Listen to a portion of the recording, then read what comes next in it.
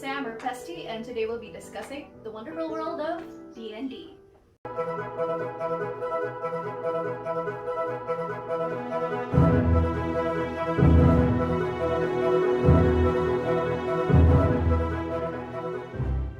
So I'm a newbie when it comes to playing Dungeons and Dragons or D&D, but honestly, it's so fun. If you were the type of kid who loved playing bahay-bahay or pretending you were running a sari-sari store or whatnot, this is a game that's perfect for you because it runs on imagination. To play D&D, you need a group of people to play with. I play with my friends, and you need one person to be the dungeon master or DM. I can't really go into much length about how you start playing D&D and how you actually play D&D because there's a lot that goes into it. Like, I know it's fueled by the power of imagination, but there's also a fat rule book. If you are interested in learning more about D&D, you can check out websites like D&D Beyond. All the basic races, classes, and backgrounds are there. I can show you how a typical D&D session looks like, along with the stuff you would need to play D&D as a player. So D&D works with 4 major components: the rule book, a DM, players with their respective characters and the character sheet, and of course, your dice. Pre-pandemic, you would usually find the players and the DM seated in the table, like so. The DM then sets the scene. The party finds themselves in the presence of a dark elf who ponders whether they should live or die. What do? Player or players then make a careful decision. DM, I'd like to seduce the dark elf. Then roll. NANI?!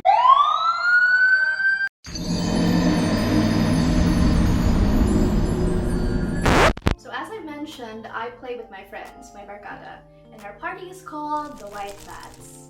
We have an official Twitter if you guys want to check it out. Honestly, playing with these people has been such a great joy, and they've helped me get through 2020, and they're still helping me get through 2021. Along, of course, with my beautiful roommates, the 4 horsewomen. Love you guys. Before you go check out our Twitter, if you were planning on doing that, a word of caution. Please, as in a word of caution. My party can be aptly described with the acronym of ACK. Angsty, crazy, and I don't really need to go into detail as to why the party is very ACK. You can see it just in our Twitter feed.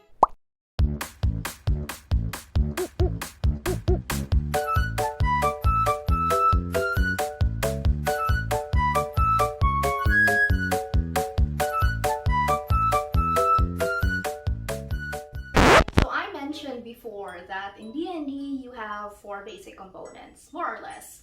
But for the Whitebats, we have a 5th component, and that 5th component is Picrew! Now, for those of you who aren't familiar with Picrew, it's a Japanese website, and whatever I'm gonna tell you about it is honestly a guess and based on my observations. In Picrew, you have icon makers and avatar makers that you can use to sort of give a face to your character. You can even make an avatar of yourself that you can use for your Twitter, Discord, and Facebook profile picture, as long as you credit the artist. Picrews play a special place in our sessions because we use Picrews to give a face to our NPCs. And when you give a face to those NPCs, it can help magnify feelings and angst.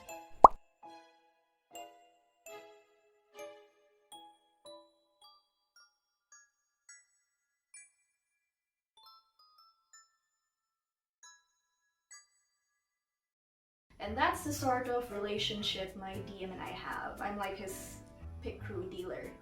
So I do have go-to Picrews when it comes to giving my co-players feels. As I've said, like, this site is in Japanese and some of the names of the Picrew makers are in Japanese.